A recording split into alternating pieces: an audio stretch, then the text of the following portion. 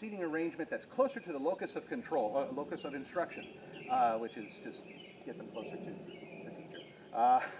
Or a seating arrangement away from distractions, like away from the door, away from a window, or something like that. So, and all these different things, there's many different SDIs, as we call them, to help those with disability get a fighting chance. The Act 504, if you've had a 504, it's because you've had a physical ailment or disability that prevented you from, shush, bird, that was loud. He's saying hi. Right in the corner of the acoustic was perfect. And 504 was for anybody who had a physical situation that prevented them from access to the classroom, or needed some help. Maybe it's because of a concussion. If you were a sports person and you received a concussion, you most likely got a 504 with that. 504 could also grant a student access to crutches or a wheelchair or anything of that sort that the nurse's office would then provide. Before that, if you did not, if you broke your leg and you couldn't afford crutches or a wheelchair or whatever, and there were stairs to go up to your school, well, I guess you're not learning today. Come back when you can come into the school. Yeah, that didn't come later. What's the that? Wheelchair ramps didn't come later. And even the ADA compliance stuff didn't come until later too. Like that, yeah, a lot of stuff made it a lot easier for those with disabilities to be able to have access to some public buildings and such. But until then, we really just didn't care. It's just like this is an able society. If you're disabled, get able, buddy. I'm sorry. Like that's how we kind of treated them. And so it wasn't until 1974 where we made a huge effort in the educational sector to get everybody in the classroom and give them a fighting chance. They were doing that in 1920 here. Wow. So at that building that was knocked down. Here, yeah, it was knocked down. I remember looking at it and knowing that it was going to get knocked down. There was a to make it clear, it wasn't done because whatever. It was done because there was a tree growing in the middle of the building. Wow. The rafters actually were pushed outwards. The canopy was out of the roof. The roots were actually digging into the foundation. It was just not happening. Yeah, it had to go. Yeah, it had to go. I was sad to see it go. I'm trying to every once in a while I'll talk to the big boss man. I'm like, hey, can we get like a plaque or something? Yeah, that's a good idea. Yeah. But yeah, this is pretty progressive. For all the horror stories that came with this place, the people who were actually like boots on the ground here, they had some pretty progressive thoughts, and it's very interesting to see that play out over the years. Darn it, I did it again. I did a lot of talking. Do you guys have any questions or concerns? The two ladies who work here, what did they do? So they are both, if I remember correctly, they are both their job descriptions, I believe, started with mental retardation aid. So they were both aides, and they were in charge of, they kind of went back and forth between a bunch of different buildings. They had assignments, but mostly they were either in Mayflower or Quaker. They refer to them as M and Q. The people who actually worked here for the longest time would refer to the places by letter designations. Later on, we put up new signs, like in the 60s, I think, to kind of make it a little bit more friendly for those visiting and such, or just living here. It's a lot less sterile sounding. But yeah, and they were in charge of just, making sure that everybody was okay, and clean them, feed them, make sure they're using the bathroom. Standard babysitter, really. So that's kind of what they did. But they were also able to also dole out medications and provide first aid care for when the nurse would eventually show up to do the other aid stuff as well. You'll get an opportunity to hear more about their specifics.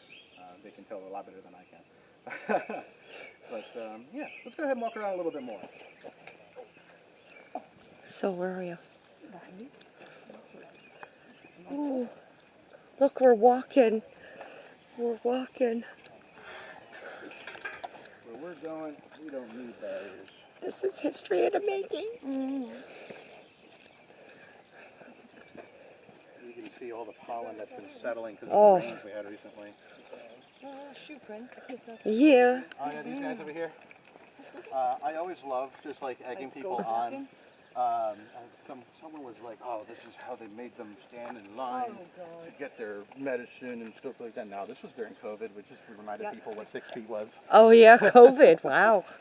So yeah, because during COVID, we actually made a bold choice to open up for the Halloween attraction because our operations manager is an EMT. Oh. And he was in Take touch a picture with of the that. health Sing department over. and told them we're doing everything that you need us to do, and we proved to the health department that we could operate during COVID. And so this is one of the efforts. That's what you broke your arm on. Show them what 6 feet was. And if this didn't work, by the way, we did have an actor who had a long wooden board with 6 feet stapled on it. Oh. Said, this is what 6 feet looks like. Oh, take pictures, so. We're not going to be going through the tunnel. Look at eye. We are on top of the tunnel. Better. Yep. I'll stop and go over here. Oh no, I'm not getting you in. Unfortunately, after heavy rainfall, the tunnels are kind I have of it programmed. Yeah. Oh, excuse me. My breakfast is not trying to agree with me right now. All right, so I like to stop over here for a couple reasons. One is it's a really good shot of Administration Hall from the back over here. You'll notice the green cupola at the very top over there. Yeah, It's a really cool decorative piece. It actually serves a purpose, and all buildings here used to have a cupola up top. Remember, this place was built in the early 1900s. We didn't have AC at that time. So if you wanted to cool a building down, the only way to be able to do that is to have a port up on the roof where all the hot air could escape, and you bring cold air from the ground. So if you ever look at any of these buildings over here, you'll notice that there are windows very close to the ground, usually like along the concrete flashing, or sometimes it's just brick flashing over there. So you can see there are these windows that are like almost touching the ground. You would open those up, and that would bring in cool ground air, and that cool ground air would then move up because all the hot air is rising up into the cupola and out the cupola, and it would just kind of create this little circulation effect, bringing cool air in and hot air out. Unfortunately, cupolas are also extremely expensive to maintain, so once AC came into the picture, they just said, screw it, we're going to get rid of them. But that one was really big, and I guess it just looked pretty, so they kept it. Now, because it's there, it's so pretty that we decided to keep it on all of our artwork. So if you've ever seen anything that's Pennhurst related, you've seen that cupola. It's like our centerpiece almost. What's that? That's copper. Yeah, it's green. Yeah, that's copper. It's full patina now. But funny enough, just a couple weeks prior to you guys visiting here, that bottom section of that copper piece, that actually somebody had absconded with the copper there. We had scrappers come in when this place was first purchased in 2010 and made away with some of the copper pieces. So for the longest time, we just had this particle board that was painted patina, and we put it up, and this is all we got. But it was weathering away, and it looked really nasty. So we eventually found a sculptor who helped us out, and made some pieces that look exactly like the original. So yeah, it's back to its former, well, at least patina glory. But yeah, there it is. So, as I mentioned over here, we have this little octagon over here that is the front entrance to the dietary. This is where you would go and get your food, eat here. There were 2 wings. You would be able to go to one wing or the other, eat your food, and then go back to the wards. If you were non-ambulatory, meaning you couldn't move, or if you just didn't want to go to the cafeteria, that's fine. The food could still be carted to you. That was the thing that you could do. You're walking on top of the catwalks over here. You can see it's raised off the ground. It served a couple different purposes, including, hey, we're on top over here, and you can see a 360 view of everything around you, right? That's a great way to be able to have as many people outside enjoying the sun and still be able to get eyes on everybody. You can minimize staffing while maximizing security. I can see what's going on at any given time, and if anything is happening, I can radio in or run to the problem myself. So this was actually done commonly across all institutions. Every hospital usually had something like this, where there were raised platforms for security reasons. We can see across the entire campus. It also served another purpose. On top of having raised catwalks like this, you could also build tunnels underneath. So the tunnels aren't actually tunnels per se. It's more like a ditch that we just kind of covered up, right? It's cheaper that way. But the tunnels are underneath, and you would actually walk through the tunnels to get to any building like you would on top of the tunnels. If you've noticed, as we've been walking the catwalks over here, you'll notice every once in a while there's little stairs that go down, or just eventually a walkway that would go to nothing because there used to be a building there. As we walk this way, you're going to actually have an opportunity to go straight to Industry Hall, walk in through the doors that way. Not you specifically. Industry is actually not really looking good right now. But you did walk out of Quaker onto the catwalks. The same thing could happen underground, too. The tunnels were connected the same exact way as the catwalk is up above. Mainly for access to all the buildings. Staff would be able to do this. They would also be able to bring equipment and food from the tunnels. If the weather was really bad upstairs, then we would also bring patients downstairs to go to different buildings as well. And then on top of that, the electric also ran through the tunnels as well. Electric, hot water, sewer, and steam all ran through the tunnel in what's called the sub-tunnel. It's actually away from the regular population. You would actually have another key to get into the sub-tunnel to do maintenance to all those utilities. Everything was kind of done to keep the patient safe.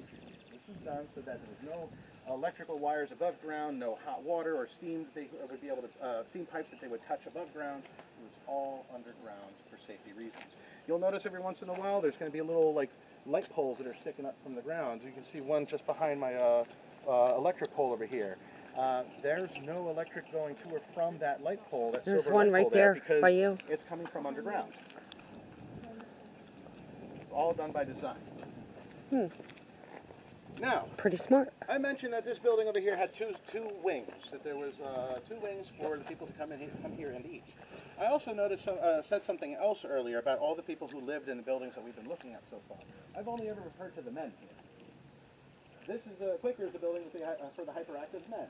Mayflower was first floor was for the non-ambulatory men, and second floor was for the ambulatory men. All of these buildings around us are either administrative by design or for men. Where are the women?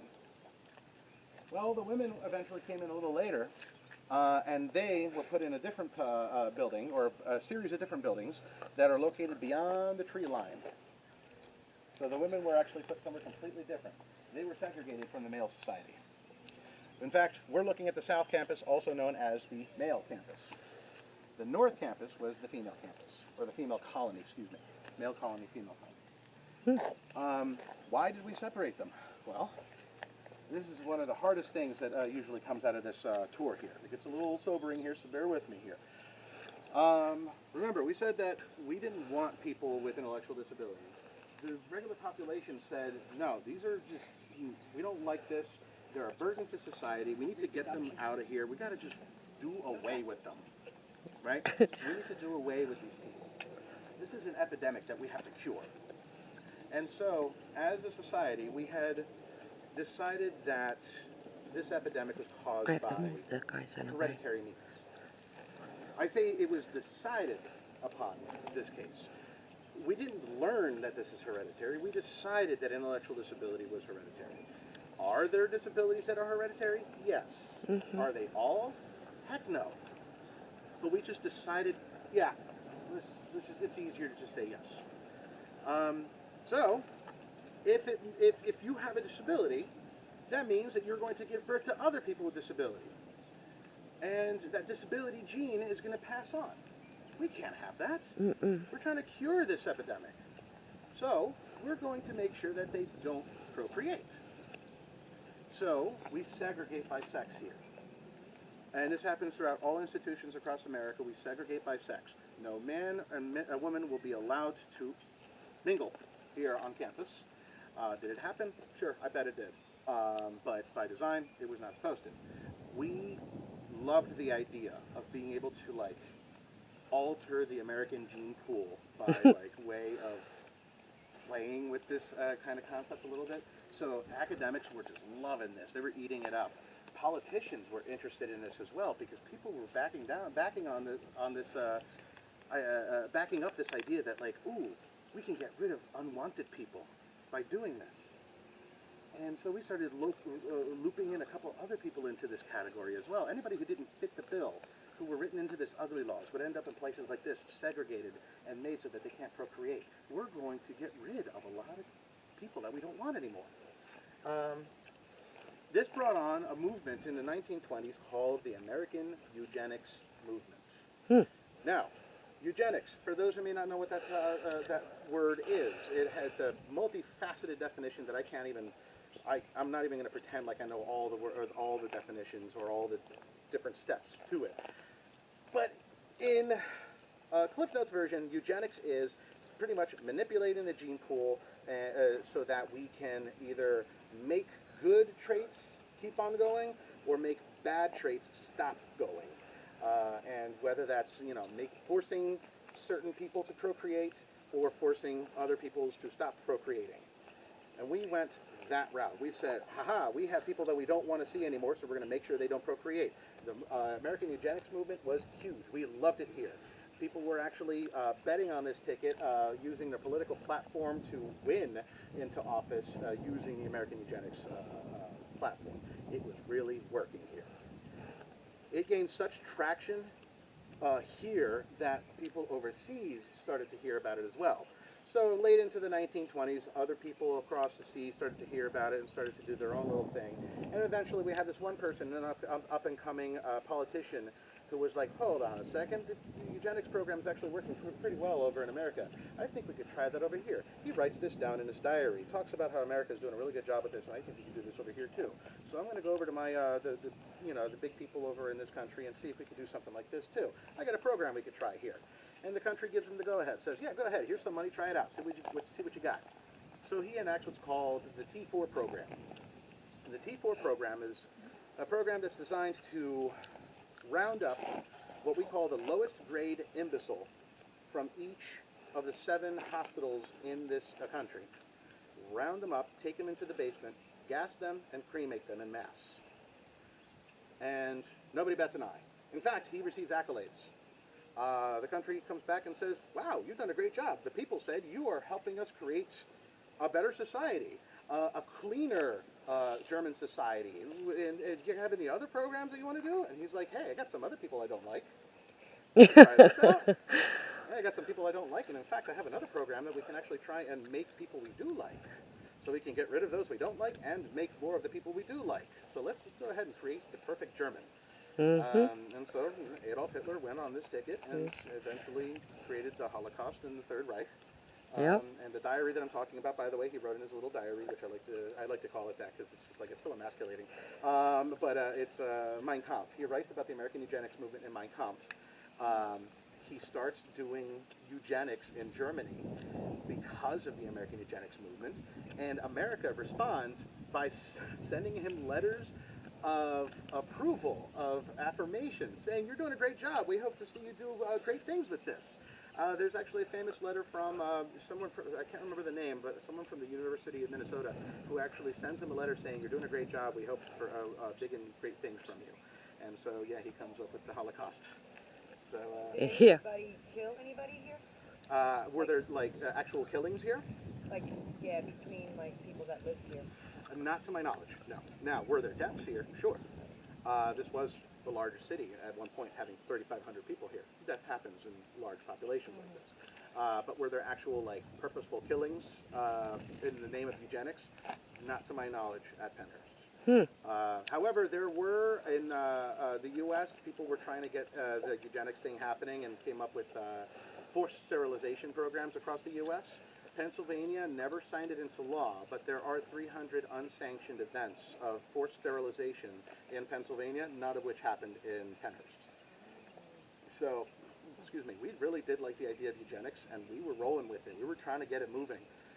Germany took it a little too far and made a lot of enemies in the process, and we can thank World War II, or we can attribute World War II as a result of that. But again, we like to say that we were part of the Allies, that we were the good guys of this whole entire ordeal, but I cannot refute the idea that we were also partially to blame for him getting the idea of eugenics in the first place. We started it. He paved the way for him. He wrote about us in his diary and everything. You can look it up. So yeah, hey, we're partially to blame for the Holocaust. Let's move on. Can you get up, John? There she is. There's Bree. That's going to be on there forever.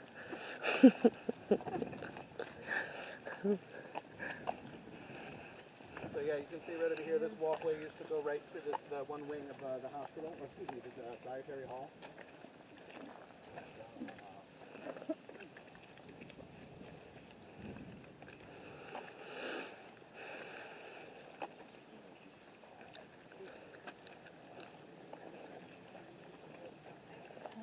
Another step to go. It's a lot changed.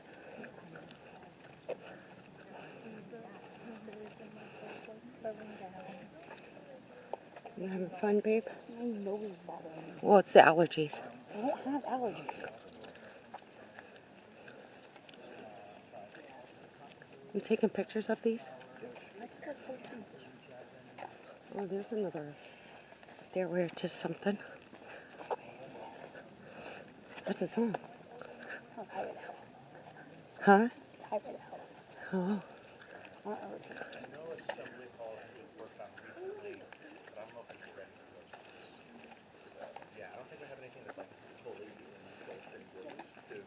Look, here's another. Oh, mother, I couldn't see it.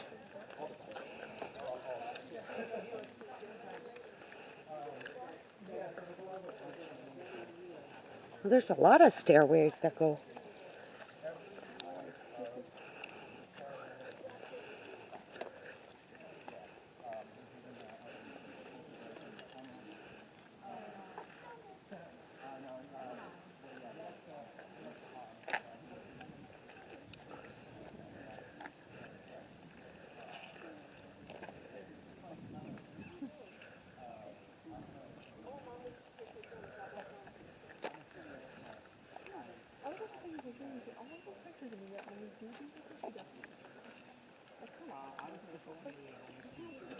Wow. Look at those busted windows. They're all caving in. Want to take a picture of them? Try to get closer.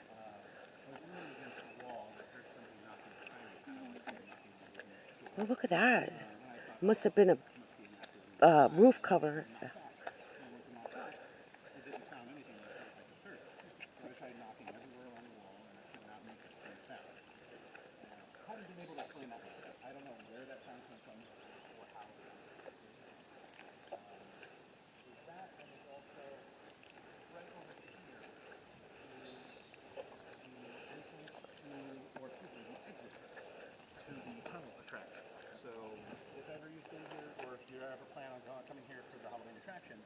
This is how you would exit the last attraction, the tunnel, also known as Pennhurst.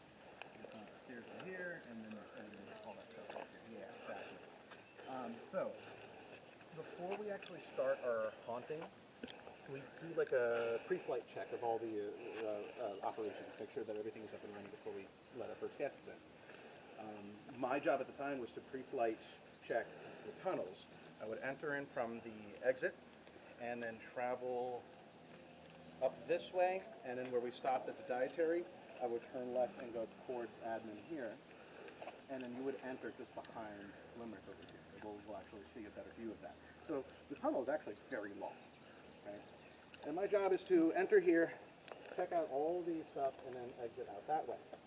As soon as I walk in here, I walk in maybe, I'm like, by the stairs over here inside the tunnel, and by the time I realized I was at that location, I was already sprinting, and it was weird. Like, first off, I'm a big guy, I don't like running, but I was sprinting. I needed to go. I don't know what the heck it was that made me run, but I was just running. And at first I didn't even realize I was running, but I was like, I'm going fast. And then I got like halfway through the tunnel and I realized I'm still sprinting. I don't know why I'm running, but now I'm terrified, and I don't know why I'm terrified. I look behind me, there's nothing behind me. Why the heck am I running? Why am I so scared? And I just kept on running. By the time I got out to the exit or the entrance over there, I was so out of breath. I felt numb. I had no idea what happened. I don't know why I was running. I looked behind me, there's nothing there. The weirdest thing of all is I've proven in several occasions that when it comes to an emergency situation, like you know how some people have that like fight, flight, or freeze reflex? I'm the fight. I go into the action. I pulled somebody out of a burning car. Like I'm one of those people, right? It was weird that I ran, and it confused the crap out of me, and I didn't like it.